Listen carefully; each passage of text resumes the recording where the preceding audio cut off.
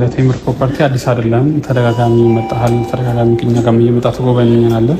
ያው ከኛ ጋር ወዳጅ ነህ። ብዙ ነገሮችን ማወርተናል ከዚህ በፊት በነበሩን ቆይታዎች እና እንደ ቴምር ቤተሰብ ነው የምናይክ። እንዳጠቃላይ በጣም እንወድህም ነንና እንዳጠቃላይ ከዚህ በፊትም ከነበረ ቆይታ አንፃር ከኛ ጋር ከነበረም ከጋሽዬ ጀምሮ ከነበረን እንትን ፕሮግረስ አንፃር ሱቅ ለአንተ የሚሆን ሱቅ በትልቅ ዲስካውንት ጊፍት ለመስጠት አስብ ነው።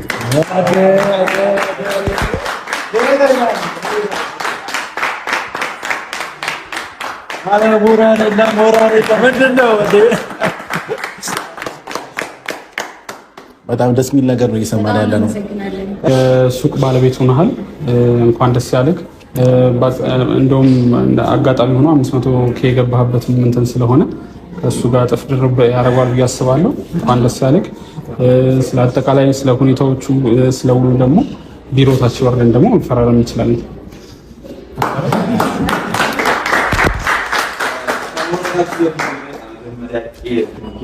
ቁረሰውና በደምብ ሰለብሬት አድርገን እናንተ ታች ትጨርሳላችሁ። አብሽ አይሻልም?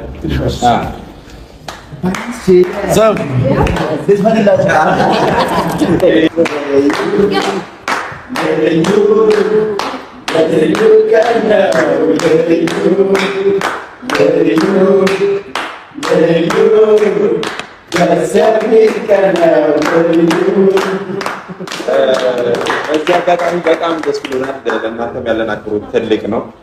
ይህን ነገር እኛ ሴሌብሬሽኑን እዚሁ እኛ ብንቀጥልና እናንተ ያላችሁን ነገር ይህን ነገር ፈጠን አድርጋችሁ ብትወስድ ጥሩ ሳይሆን አይቀርም እና በጣም ደስ ብሎናል። ለእናንተ ያለን አክብሮት ትልቅ ነው። ሜይ ቢ እኛም አንድ 500 ስንደርስ ደግሞ ባልና ሚስት ከአንድ ዛፍ ይቆረጣል ወይም ደግሞ ከአንድ ወንዝ ይቀዳል ይላል የሀገሬ ሰው ሲተርት። ተረት ታውቃላችሁ አይደለ? አብርሽና ሩታ እግባቸው ለመድረስ ነው እስከዛሬ እንደዚህ ሲሆኑ የነበሩት ማለት ነው። ብዙዎቻችሁ አልተረዳችሁም። አያችሁ፣ ከፍም ተደርገው ዝቅም ተደርገው እዚች ግባቸው ለመድረስ ቤታቸውን ከፍሎ ለመጨረስ ነው እንደዚህ ሲሆኑ የነበረው ማለት ነው። የእውነቴን ነው የምነግራችሁ። አንዳንዶቻችን ሲነግሩን ራሱ የማይገባን ህዝብ ነን ማለት ነው። አብርሽና ሩታ ግን እንደዚህ ሲሆኑ የነበረው ግባቸው ለመድረስ አላማቸውን ለማሳካት ነው። ተረዳችሁኝ አይደል? ብዙዎቻችሁ አብርሽ ታሟል፣ አብርሽ አሞታል፣ አብርሽ አላመመውም። እውነቱን ነው የምነግራችሁ፣ አላመመውም። አብርሽ ለስራው ድምቀት ነው ጋይስ፣ አላመመውም። የዛሬውን ፈገግታውን አያችሁ? አብርሽ ታሟል፣ አልታመመም ጋይስ። እውነቴን እኮ ነው። ሰላም ጤና ይስጥልኝ። ውድና የተከበራችሁ የሁለገብ ቤተሰቦች እንዴት ናችሁ? ደህና ናችሁ ወይ? ያለሁላችሁ ደህና ነኝ፣ እግዚአብሔር ይመስገን። በያላችሁበት ዓለም ዳርቻ ሁሉ ሰላማችሁ ይብዛልኝ። አሁንም በድጋሚ በአዲስ ቪዲዮ መጥቻለሁ። ነባሮች እንኳን ደህና ቆያችሁ። ደግሞ አዳዲስ የምትገቡት ደግሞ ላይክ፣ ሼር፣ ሰብስክራይብ እያደረጋችሁ ቤተሰብ እንድትሆኑ በአክብሮትና በትህትና እጠይቃለሁ። አወዳችኋለሁ፣ አከብራችኋለሁ። እንግዲህ ብዙዎቻችሁ አብርሽ ጤነኛ አይደለም፣ አብርሽ ታሟል የምትሉ ብዙ ነበራችሁ። አብርሽ በፍጹም አልታመመም፣ ጤነኛ ልጅ ነው። እውነቱን ልንገራችሁ፣ ከሄርሜላ ጋርም ሲሰሩ የነበረው እሷም ለግቧ ነው፣ ለስራዋ ነው፣ እሱም ለስራው ነው። እግባቸው እንዲደርሱ እንደዚህ ሆነን ብንሰራ ተመልካች ይኖረን የለም ወይ? እይታ እናገኝ የለም ወይ?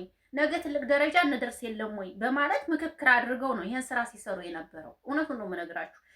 ያችን ባለ ህይወት አላት ያችን። እውነቱን ነው የምነግራችሁ። ብዙዎቻችሁ ግን ሄርሜላና አብርሽ በሚያረጉት አክት ነገር ፍቅረኛሞች ናቸው የማለት ሀሳብ አላችሁ ይመስለኛል ማለት ነውና አብርሽ ሩታ እግባቸው ለመድረስ ነው እዚህ የደረሱት። ዛሬ አይታችኋል።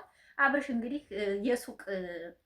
የሱቅ ቤት ሱቅ የሚከፍትበት ቤት ዲስካውንት ተደርጎ ሰርፕራይዝ ተደርጓል። ይሄ እንግዲህ በቃ አላማቸውን ግባቸው ለመድረስ ነው እንደዚህ ሲሮጡ የነበረውና የሰራ ሰው እንግዲህ እንደዚህ ነው። ከፍ የሚደረጉ ዝቅ የሚደረጉ ይውረዱም ምን ይበሉም ግባቸው ደርሰዋል። ግን በእነሱ ምክንያት ብዙ ሰው ተጋይቷል።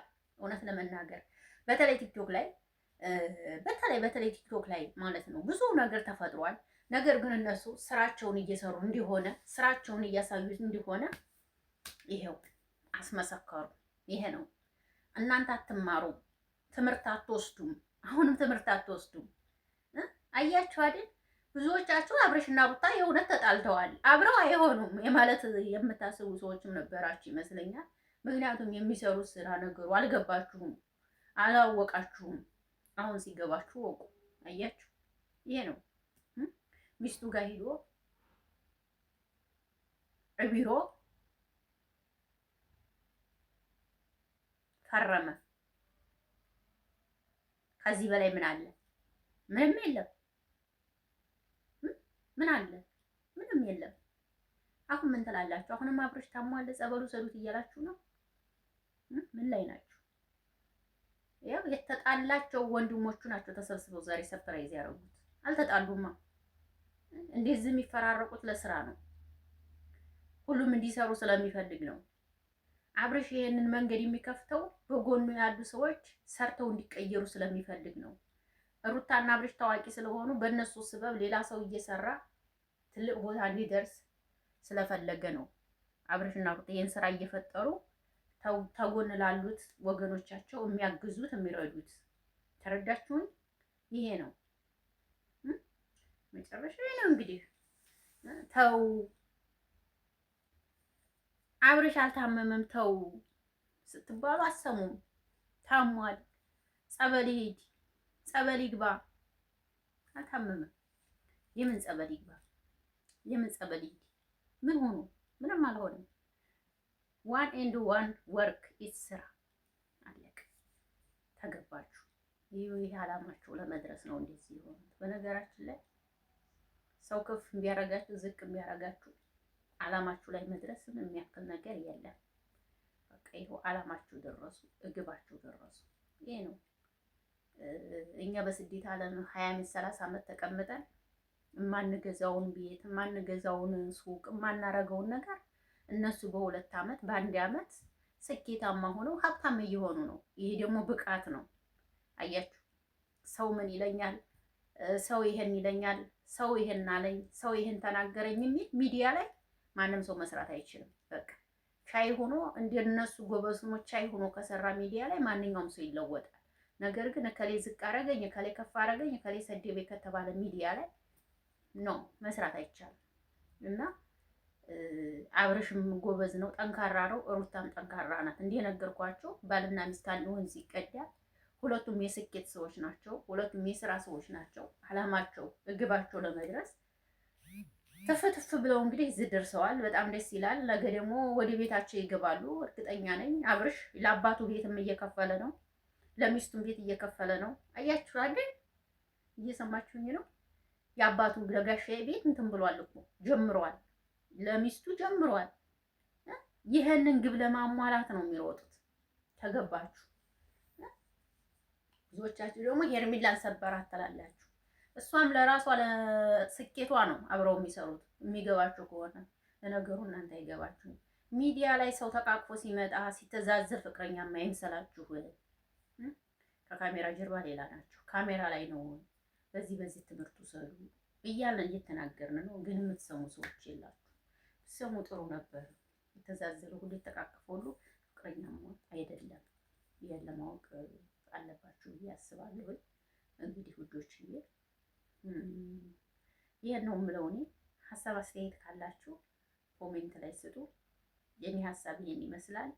እወዳችኋለሁ፣ አከብራችኋለሁ። መልካም ምሽት ይሁንላችሁ። ሁለገብ ነኝ። ባይ ባይ።